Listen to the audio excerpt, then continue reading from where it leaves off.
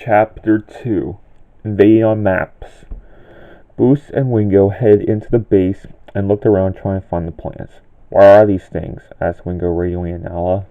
"They should be in the front by the main tower in the base," Anala replied. "Do we sneak into the tower and drive the top?" asked Boost. "I'd do that," Wingo replied. Boost and Wingo drove over to the tower and saw it was empty at the bottom. "There could be other cars hiding at the top," said Wingo. "Oh, right," exclaimed Boost, heading over to the ramp to go up. Boost and Wingo quietly drove up the ramp so they wouldn't alert anyone of their presence. "Once we get the information, we head out to the closest entrance and drive away," said Boost. "Sounds good," Wingo replied. "Hopefully there's not too much of a challenge."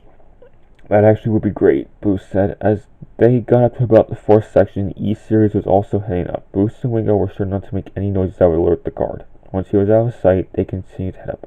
"Now, how long is this ramp?" asked Wingo. Nala was heading up to the other side of the base where she would distract all Manasseh's henchmen. "The ramp's about 12 stories, and how many are you?" she told Wingo. We are on 8 stories now," Wingo replied. "I'm almost in position," Nala remarked. "Get ready to move." Once Nala drove up to the entrance of the base, she started to make loud noises to draw everyone over. "They're coming after me," Nala told Wingo. "Get ready to attack." "Okay," said Wingo. "Boost, the guy we saw up there might just come down to chase Nala, so we gotta take care of him." "So he doesn't tell the others about two other cars in the tower," Boost added. "Exactly," Wingo cried. "We can't let that happen." "He's coming right as we make it to the top," said Boost. Wingo jumped around and turned on his exhaust, burning the E-Series. "Wingo, that could burn down the whole tower," said Boost. "Let's grab the plans to get out of here," Wingo explained. He and Boost drove to the main room and caused everything on the ground to fly into their trunks. "Now let's get out of here," said Wingo. Manasseh's henchmen started chasing after Nala, and she started driving around the base looking for Boost and Wingo. "Where are they?" she asked. As she got close to the tower, she saw it was on fire, and she soon saw Boost and Wingo flying out the top windows. "Is that them?" she asked herself. And Nala soon drove out of the base, and Boost and Wingo caught up to her. "We got the plans," said Boost. "Did you see us flying out of that tower?" asked Wingo. "Yes," Nala replied. "Wingo usually lights other cars on fire when they get behind him," Boost added. "I used it once myself, too." "Oh, so you burnt the whole tower down," Nala exclaimed. "That's one way of putting it," said Wingo.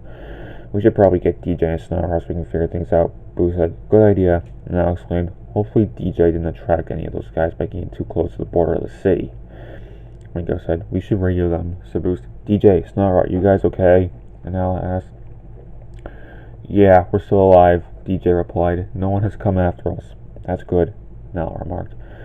"Boost and Wingo get the information you need?" "Got the information we need." "Awesome. Now we can figure out what to do with this thing," said DJ. "Did they get it?" asked Snotrod. "What?" DJ asked. "The clues," Snotrod said. "Yep.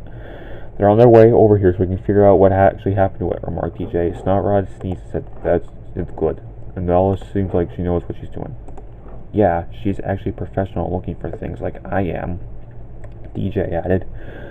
Boost and Nala and Wingo soon came speeding to the entrance sign. "That was intense," said Boost. "Did Wingo start any fires?" asked DJ. "Of course he did," Boost replied. "The whole tower was burning." Nala added. "We got ambushed by a guy who got in the tower before us, and we needed to search. It was where we needed to search," said Wingo. "So we could probably find somewhere desolated to figure out everything," Boost remarked. "There's actually a service station that's close to here," said DJ.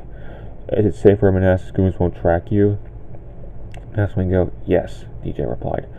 "We should probably give Molly a call, let her know about our whereabouts," said Boost. "Okay, she's probably wondering what we're up to," Snartrud added before sneezing again.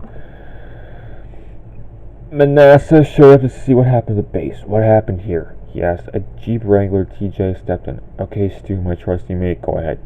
"I noticed everything was staring at this car. Who came up to them and they seemed into them," Stu replied. "I also heard the tower caught on fire and started to drive over it." "So what happened then?" asked Manasseh. "The car at the entrance was driving over the tower when they looked like they were going over the tower way. So I joined in," Stu replied. "At least do the right thing, Stu," Manasseh remarked. "Thanks, boss," said Stu. "That's why you're my right wheel partner," Manasseh added. "I know," exclaimed Stu. "Now let's get these troublemaking dudes, Manasseh." exclaimed. Wingo, Snarrod, DJ, Boost, and Anala were driving down a quiet road where they pulled over to look through the notes they had stolen. Manicure had created a pyramid built in Giza that looked like it was the smallest out of the main three, said Boost. They even named it Netzer Manicure, DJ added. So the sarcophagus could still be in there if the pyramid is still standing. So we go, yeah, or it could be somewhere in the US, remarked Boost. Or in London. Now added, but it is getting dark, so we should get some sleep, said Boost. Yeah, it has been a long day if you get in that base, DJ remarked. Snarrod, Wingo, and DJ fell asleep while Nella and Boost talked for a bit. I think there could be something at one of the nearby pawn shops we drove by earlier, said Boost. They do often sell things relying on artifacts, and I do believe they have something that can help us find the sarcophagus. Nella remarked. We'll head there in the morning then, said Boost. Good idea, Nella exclaimed. When they woke up the next morning, they saw they were surrounded by Manasseh's henchmen. What? Said DJ. They found us, said Boost as Manasseh himself showed up. You think you can steal my stuff and make a fool out of me? Manasseh said. No. We just need to borrow something from you, Boost remarked. Fools! You lie, said Manasseh. No, we don't, said Wingo, aiming his paint gun. Now, Wingo, cried Nala.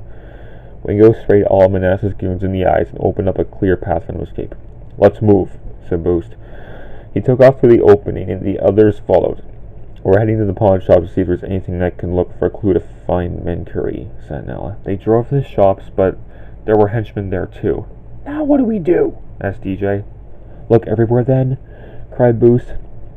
Everyone split up to find some clues, but everything that looked like it was going to fall but Snarrod drove over and sneezed, causing the E-Series cars to catch on fire and free Nella. This is intense, she said. Does it usually get this heavy when you guys are looking for things? Pretty much, yes, Snarrod replied. Well, was that Manasseh who we met back there?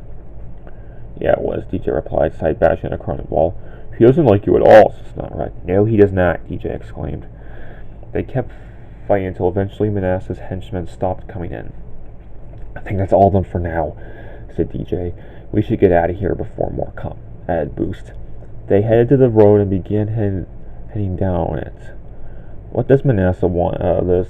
Asked Snarrod. He's annoyed about me hiding him from him for a year, and now he wants to finish me himself, DJ replied. And Molly too, said Wingo. What? Wingo said. Both me and Molly, DJ added. We should give Molly and Chick an update on what's been happening, said Boost. We haven't called them yet today.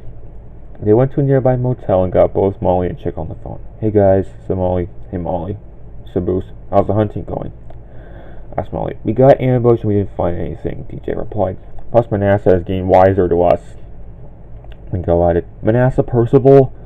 That guy? Exclaimed Molly. You are competing with him? Yeah, he was mad that we hid from him for over a year, DJ said, and now he wants to finish us no matter where we are. That's not good, said Molly. We actually have Chick on the other end, so can we talk to him? Asked Boost. Sure, Molly replied.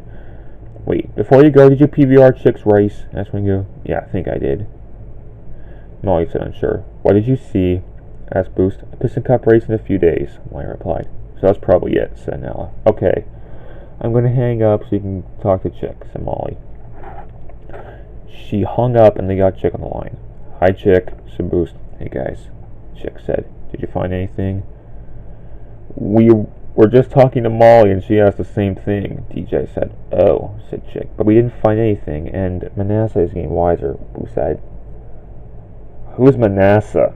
Asked Chick. Manasseh Percival, Wingo replied. He also wants to find Menkuri.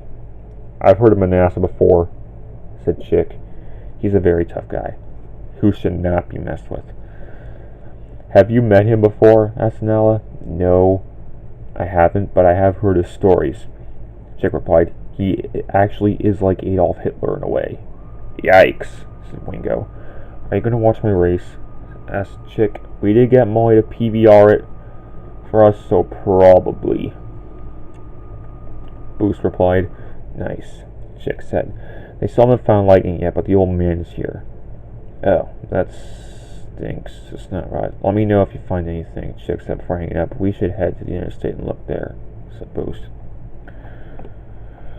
2 days later, Molly was watching chicks race in California and was getting surprised. First, she saw that the Hudson Hornet was a crew chief at the race.